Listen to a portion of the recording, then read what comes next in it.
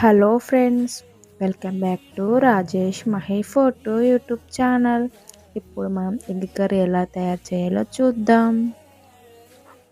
మనం ముందుగా చిన్న గిన్నె తీసుకొని అందులో 5 ఎగ్స్ పెట్టుకొని వాటర్ పోసి అందులో కొద్దిగా సాల్ట్ వేసుకొని ఉడకపెట్టుకోవాలి. ఇలా ఉడకపెట్టుకొని ఎగ్స్ ఉడికాక ఎగ్స్ కొన్న పొట్టు తీసుకోవాలి. తీసేసి ఆ ఎగ్స్కి చిన్న చిన్న ఘాట్లు పెట్టుకోవాలి.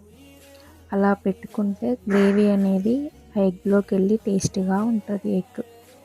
ఇప్పుడు మనం స్టవ్ వెలిగించి ప్యాన్ పెట్టి అందులో 1 టీ స్పూన్ల ఆయిల్ పోసుకోవాలి. ఆయిల్ వేడాక ముందుగానే తురిమి పెట్టుకున్న ఆనియన్స్ని అందులో వేసేయాలి. ఆనియన్స్ తొందరగా వేడవ్వాలంటే మనం చిన్న సైజు ఆనియన్స్ తీసుకొని చిన్నగా తురమాలి. అప్పుడు అవి తొందరగా వేడవుతాయి. ఆనియన్స్ బ్రౌన్ కలర్లో వచ్చేదాకా అలా వేయించుకోవాలి. బ్రౌన్ కలర్లో వస్తే కర్రీ అనేది చాలా టేస్టీగా ఉంటుంది. చూడండి ఇప్పుడు ఎలా బ్రౌన్ కలర్లో వచ్చాయి. ఇప్పుడు మనం చిన్న మిక్సీ జార్ తీసుకొని ఆ ఆనియన్స్ అన్నీ అందులో వేసేయాలి. అప్పుడు మనం చిన్న సైజు టమాటా ముక్కలు కట్ చేసి అందులో వేయాలి. 9 కానీ 10 కానీ జీడిపప్పులు అందులో వేయాలి. 2 యాలకులు, 4 లవంగాలు, 2 దాల్చిన చెక్కలు, టేస్ట్ కోసం కొద్దిగా కొత్తిమీర కూడా యాడ్ చేసుకోవచ్చు. అలాగే 2 చిన్న సైజు అల్లం ముక్కలు కూడా వేయాలి. అలాగే ముందుగానే మనం పొట్టు తీసి పెట్టుకున్న వెల్లుల్లి రెబ్బలు 9 కానీ 8 కానీ వేసుకోవచ్చు. ఇప్పుడు మనం మిక్సీ పట్టుకోవాలి. మెత్తగా పేస్ట్ లెక్క పట్టుకోవాలి. కొద్దిగా వాటర్ కూడా పోసుకోవచ్చు, పర్లేదు.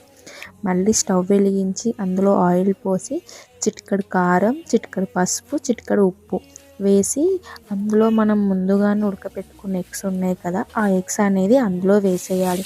బ్రౌన్ కలర్లో వచ్చేదాకా అలా వేగనివ్వాలి. అలా వేగాక మనం అవి ఇట్లా బ్రౌన్ కలర్ వచ్చేదాకా వేయించుకొని పక్కకు పెట్టుకోవాలి. అదే ఆయిల్లో మనం ముందుగానే మిక్సీ పట్టినాం కదా పేస్ట్, అది అందులో వేసి పచ్చి వాసన పోయేంత వరకు వేయించుకోవాలి.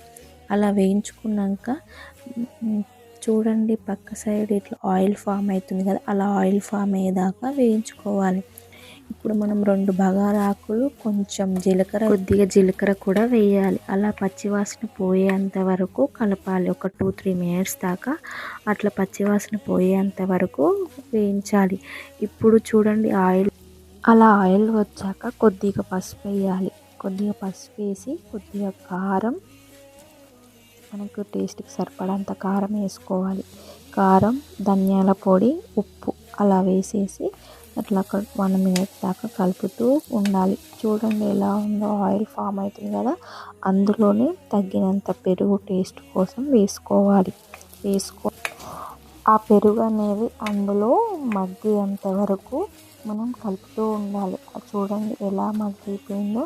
ఇప్పుడు మనం ముందుగానే ఉడకపెట్టుకున్న ఎగ్స్ ఉన్నాయి కదా, ఆ ఎగ్స్ అనేది అందులో వేసుకోవాలి. అలా ఒక 5 మినిట్స్ వేయించుకోవాలి. చూడండి ఆయిల్ ఎలా ఫామ్ అయిందో.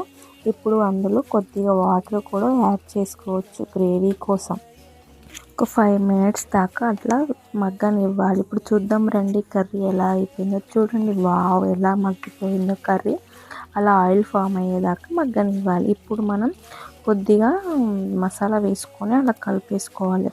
ఈ ఎగ్ కర్రీ రైస్లకే తినాలని కాదు, చపాతీలకు కూడా చాలా బాగుంటుంది. ఒకసారి ట్రై చేయండి. ఇప్పుడు మనం కొద్దిగా కొత్తిమీర వేసుకొని పక్కకు పెట్టేసేయాలి, అంతే.